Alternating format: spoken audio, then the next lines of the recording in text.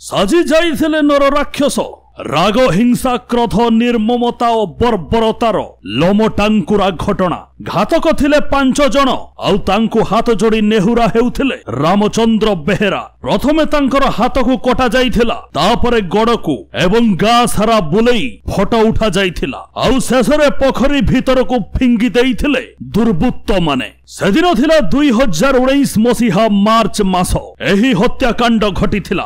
एमिति हत्याकांड जहाको सुनिले आपण मानंकर छाती थरी उठिबो, भयरे कंपी उठिबो शरीर। बहु चर्चित केन्दुझर जिला आनंदपुर पूर्वतन ब्लॉक अध्यक्ष रामचंद्र बेहेरा हत्या मामलार राय आज प्रकाश पाइछि। आनंदपुर अतिरिक्त जिला दौरा जज प्रज्योति राउत आज एही मामलारे 5 जन दोषी को फांसी दंडादेश सुनाइछन्ति। सेमाने हेले बड़ एकताली ग्रामर अजित पृष्टि, संजीव पृष्टि, अलेख पृष्टि, अरुणा पृष्टि और दल बोईतेई। 2019 मसीहा मार्च मासर एही हत्याकांड घटिथिला। रामचंद्र 2014 मसीहारे घसीपुरा निर्वाचन मंडलीर विधायक प्रार्थी होइथिले। 2019 मसीहा मार्च 26 तारिख दिन से नवीन निवास जाई बीजेडी रे शामिल हेबार कार्यक्रम स्थिर होइथिला। मात्र एहार पूर्व दिन अर्थात 25 तारिख राति प्रायतः 10टा बेले किछि दुर्बृत्त माने तांको घर भितरे पसी जाई अति निर्मम भावे तांको आक्रमण करिबा सहित तांकर गोटिए हाथ को काटी देइथिले। सही कटा हाथ को गाँ सारा बुलाइबा परे निकटस्थ पोखरी रे फिंगी देइथिले। परिवार लोके तांको गुरुतर अवस्था रे आनंदपुर उपकंठ डाक्तरखाना को नैथिले। सेठारे डाक्तर तांको मृत बोली घोषणा करिथिले। ए नै रामचंद्रंकर झियो मीनाराणी बेहेरांकर एतला क्रमे घसीपुरा पुलिस केस नंबर 51/2019 रुजु करिथिले।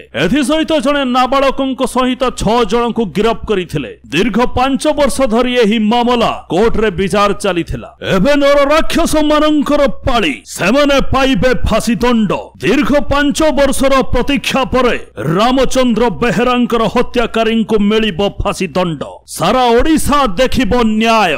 ब्यूरो रिपोर्ट, सुवर्ण ओडिशा।